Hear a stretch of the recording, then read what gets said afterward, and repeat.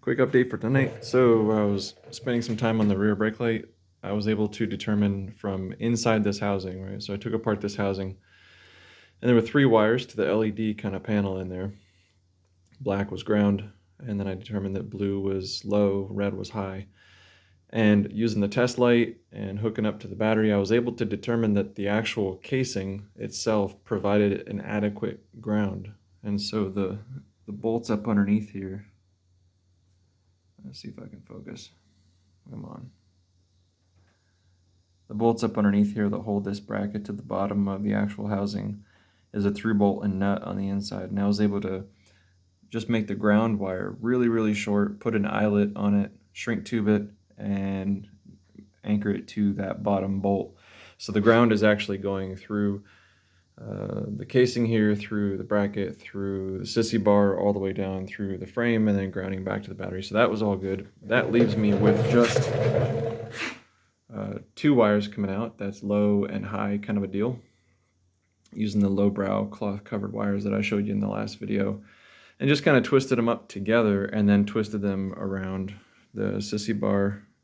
They're going to come down, kind of link up with the rear brake hose, and then dive under to the rear brake light switch that I showed you last time. So I got that all set up.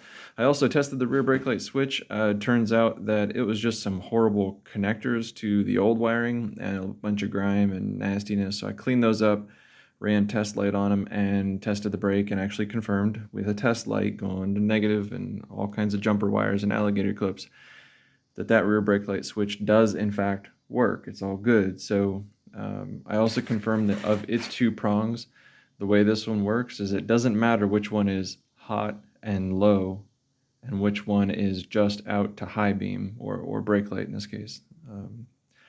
You could run hot and low and brake, or you can actually flip it and do hot and low and brake. And I only know that because I used the tester light and figured it out. So essentially what I have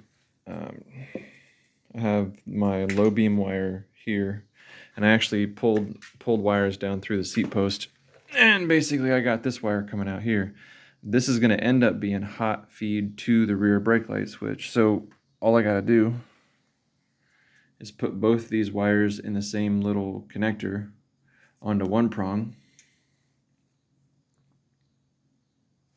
and then just this wire to the other prong, the high beam prong, and then I'll have rear brake.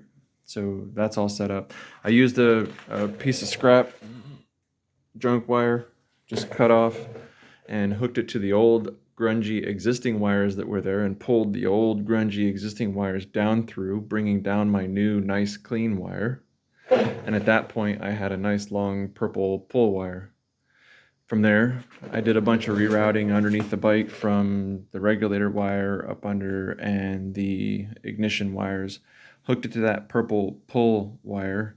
I figured out where I wanted to go through the hoses and into the hole that's in the seat post, pulled it on up out, and now I have all 4 wires up here. So let me go over here and I'll show you what I got to work with.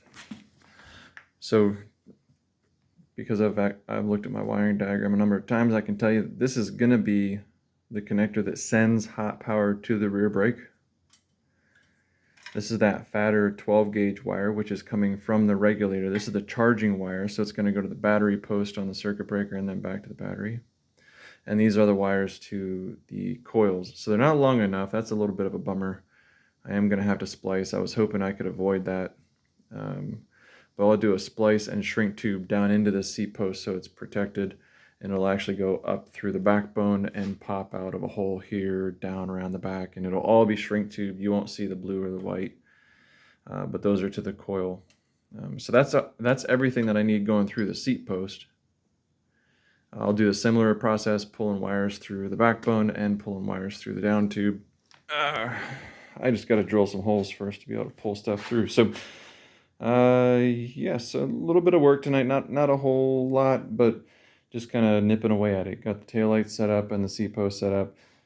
Next thing I got to drill some holes and do some grinding. I got to take down some of this sharp edge because I don't want my stuff fraying in the future. So more to come. Cheers.